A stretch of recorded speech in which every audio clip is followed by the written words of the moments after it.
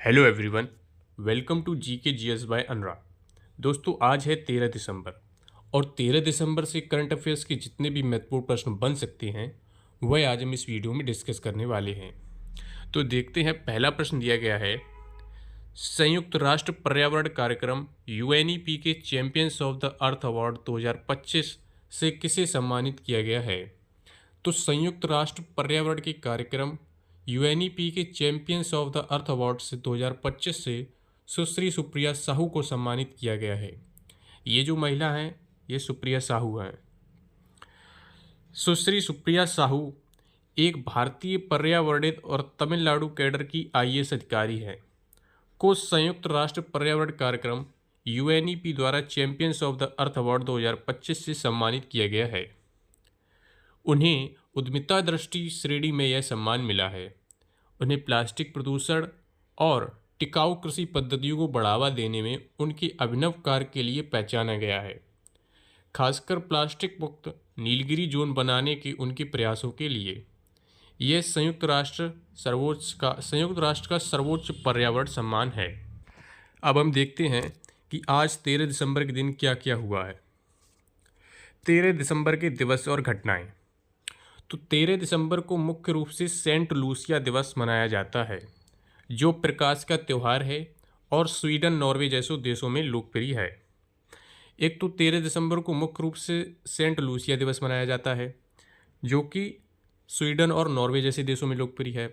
और अमेरिका में राष्ट्रीय अश्व दिवस, नेशनल हॉर्स डे भी इसी दिन मनाया जाता है, जो घोड़े के योगदान के लिए याद करता है।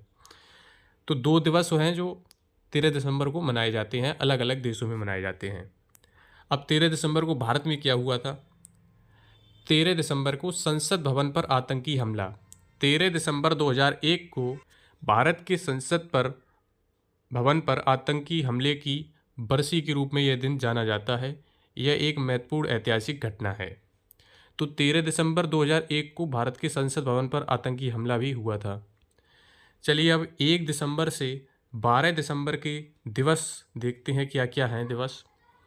1 दिसंबर विश्व एड्स दिवस, बीएसएफ स्थापना दिवस, नागालैंड स्थापना दिवस।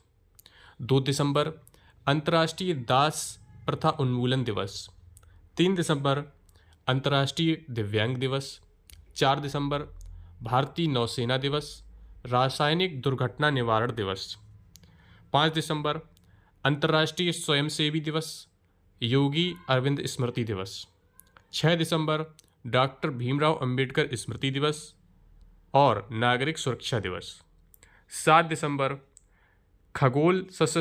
भारतीय सशस्त्र सेना झंडा, अंतर्राष्ट्रीय नागरिक उड्डयन दिवस। 9 दिसंबर अंतर्राष्ट्रीय भ्रष्टाचार निरोधी दिवस। 10 दिसंबर विश्व मानवाधिकार दिवस। 11 दिसंबर यूनिसेफ दिवस और विश्व बाल कोष दिवस और अंतर्राष्ट्रीय पर्वत दिवस। 11 दिसंबर को 3 दिवस मनाए जाते हैं, यूनिसेफ दिवस, बाल विश्व कोष दिवस और अंतर्राष्ट्रीय पर्वत दिवस। और 12 दिसंबर को अंतर्राष्ट्रीय तटस्थता दिवस, अंतर्राष्ट्रीय सार्वभौमिक स्वास्थ्य कवरेज दिवस और स्वदेशी दिवस।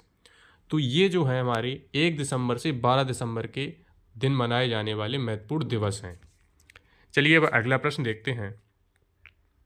भारतीय खगोलविदों द्वारा खोजा गया प्राचीन स्पाइरल गैलेक्सी, जिसे अलकनंदा नाम दिया गया है, उसकी खोज किस दूरबीन का उपयोग करके की गई है। तो स्पाइरल गैलेक्सी की खोज जो की गई है वो एस्ट्रोसैट दूरबीन से की गई है।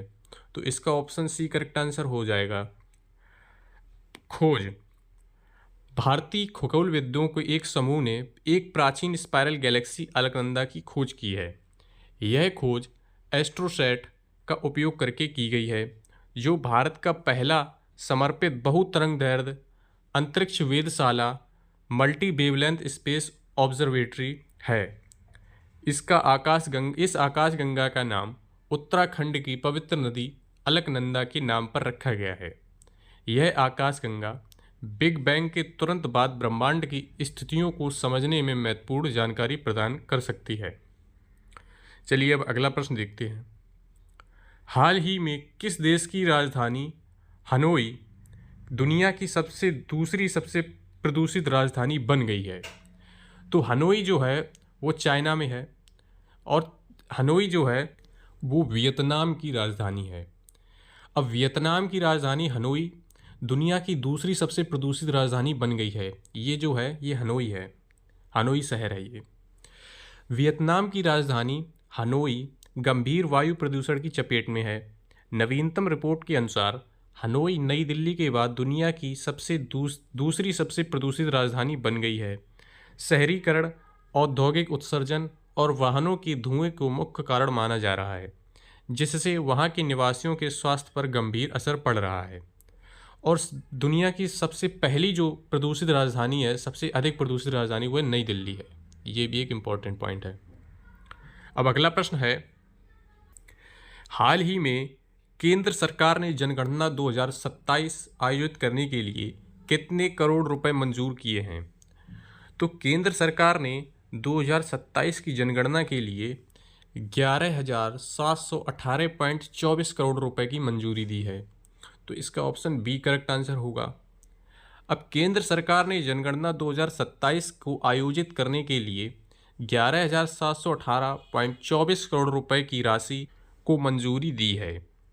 जनगणना देश की जनसांख्यिकी, सामाजिक और आर्थिक जानकारी एकत्र करने का एक महत्वपूर्ण अभ्यास है, जो विभिन्न सरकारी योजनाओं और नीतियों के निर्माण के लिए आधार प्रदान करता है। चलिए अब अगला प्रश्न देखते हैं। भारत और मलेशिया के बीच संयुक्त सैन्य अभ्यास हरिमौर शक्ति 2025 का 5वां संस्करण कहाँ आयोजित किया जा रहा है? तो भारत और मलेशिया के बीच संयुक्त सैन्य अभ्यास हरिमौर शक्ति 2025 का 5वां संस्करण जो है वो महाजन फील्ड फायरिंग रेंज राजस्थान में आयोजित किया जा रहा है। तो इसका ऑप्शन बी करेक्ट आंसर होगा। अब हरिमौर शक्ति 2025 भारत और मलेशिया की सेनाओं के बीच एक संयुक्त सैन्य अभ्यास है। इसका 5वां संस्करण महाजन फील्ड फायरिंग रेंज राजस्थान में आयोजित किया जा रहा है। इस अभ्यास का उद्देश्य दोनों देशों की सेनाओं के बीच अंतर संचालनीयता को बढ़ावा और संयुक्त अभियानों में सर्वोत्तम प्रथाओं को साझा करना है। चलिए अब अगला प्रश्न देखते हैं। FIH पुरुष जूनियर हॉकी विश्व कप 2025 का खिताब किस देश ने जीता है? तो FIH पुरुष जूनियर 2025 हॉकी विश्व कप 2025 का खिताब जो है वह जर्मनी ने जीता है। तो इसका ऑप्शन सी करेक्ट आंसर होगा। FIH जूनियर हॉकी विश्व कप 2025 का फाइनल चेन्नई में खेला गया। जर्मनी ने फाइनल में स्पेन को हराकर रिकॉर्ड 8वीं बार यह खिताब जीता है। इस टूर्नामेंट में भारत ने कांस्य पदक जीता है, जिसमें उसने अर्जेंटीना को हराया। तो अब इससे एक प्रश्न और बन सकता है कि FIH पुरुष जूनियर हॉकी विश्व कप 2025 में भारत को कौन सा पदक मिला है? तो भारत को कांस्य पदक मिला है, जिसमें भारत ने अर्जेंटीना को हराया था। चलिए अब अगला प्रश्न देखते हैं। नागालैंड के हॉर्नबिल महोत्सव का 26वां संस्करण हाल ही में कहाँ संपन्न हुआ? तो नागालैंड के हॉर्नबिल महोत्सव का 26वां संस्करण unity plaza Naga heritage village Kisama में संपन्न हुआ है। हॉर्नबिल महोत्सव नागालैंड का एक प्रमुख सांस्कृतिक आयोजन है, जिसे त्योहारों का महोत्सव भी कहा जाता है। इसका 26वां संस्करण हाल ही में unity plaza Naga heritage village Kisama में संपन्न हुआ।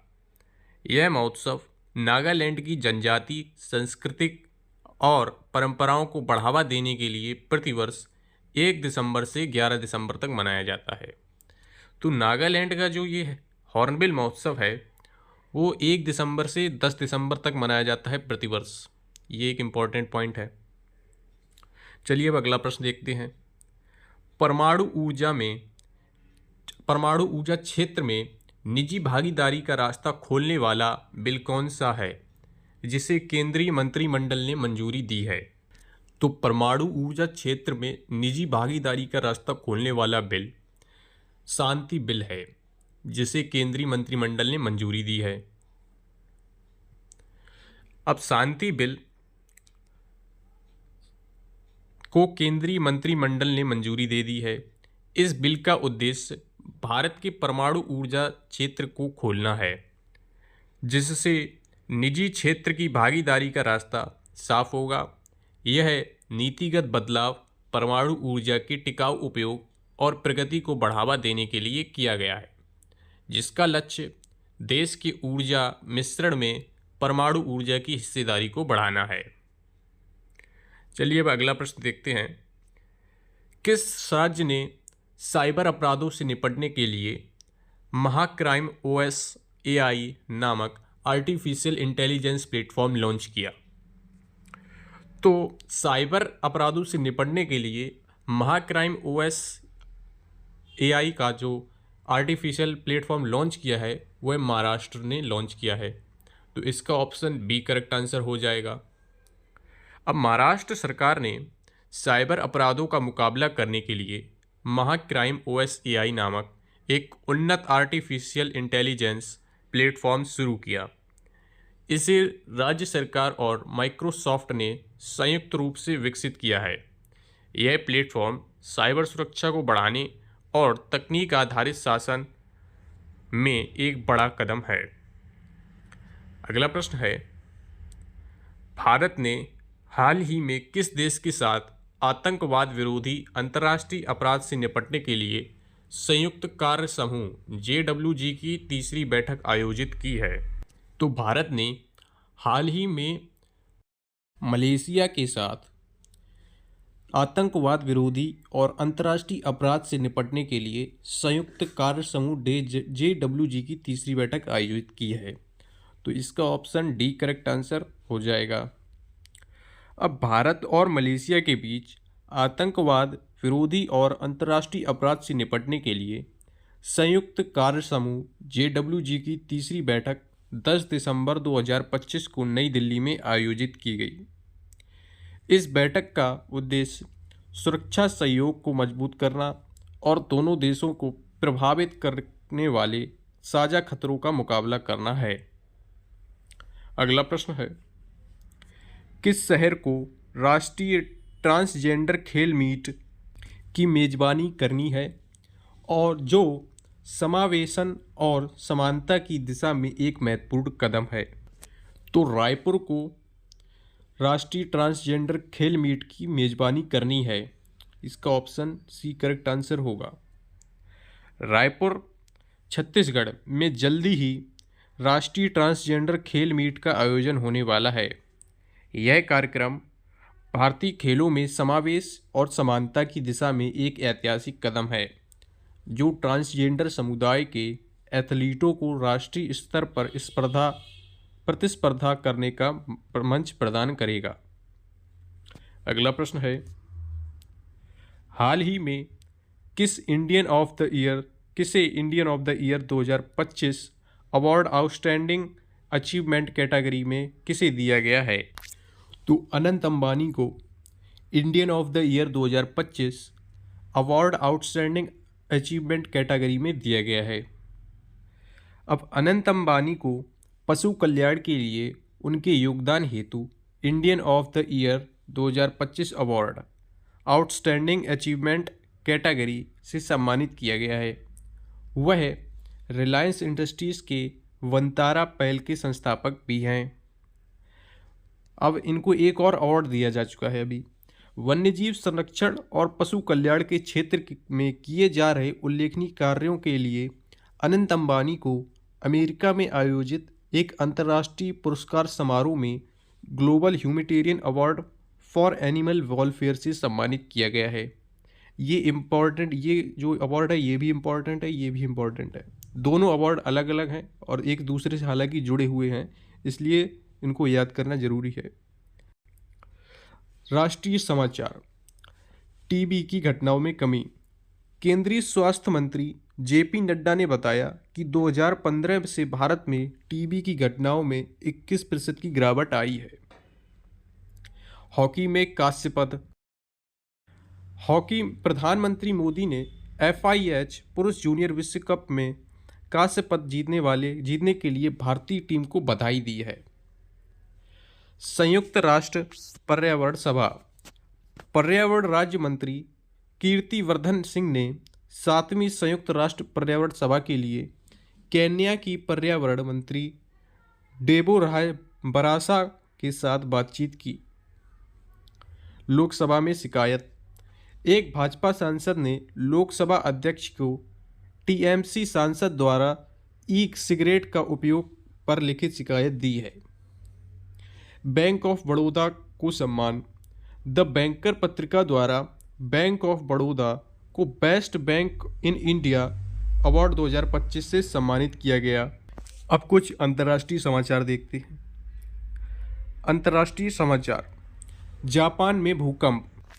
जापान के आओमोरी प्रांत में के पूर्वी तट पर 6.7 तीव्रता का भूकंप आया। बांग्लादेश चुनाव। बांग्लादेश के राष्ट्रपति मोहम्मद शहाबुद्दीन ने घोषणा की कि वह फरवरी में होने वाले चुनाव के बाद पद छोड़ देंगे। बांग्लादेश में 13वां राष्ट्रीय संसदीय चुनाव 12 फरवरी को होगा। ऑस्ट्रेलिया में कानून। ऑस्ट्रेलिया ने 14 वर्ष से कम उम्र की लड़कियों के लिए स्कूलों में हेड स्कार्फ पर प्रतिबंध लगाने का कानून पास किया है। संयुक्त राष्ट्र सभा।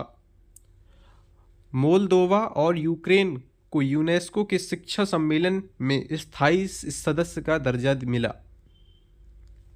खेल। Junior Asia cup ACC under 19 Asia cup 2025 Dubai में शुरू हुआ। क्रिकेट। दूसरे T20 मैच में दक्षिण अफ्रीका ने भारत को 51 रनों से हराया। महत्वपूर्ण दिवस। 13 दिसंबर को अमेरिका में नेशनल हॉर्स डे और यूएस नेशनल गार्ड बर्थडे मनाया जाता है। माल्टा 13 दिसंबर को अपनाया गया गणतंत्र दिवस मनाता है। माल्टा में 13 दिसंबर को गणतंत्र दिवस अपनाया गया था। तो ये थे हमारे 13 दिसंबर से जुड़े हुए करंट अफेयर के महत्वपूर्ण प्रश्न। वीडियो अच्छा लगा हो तो लाइक करें और चैनल को सब्सक्राइब करें। धन्यवाद।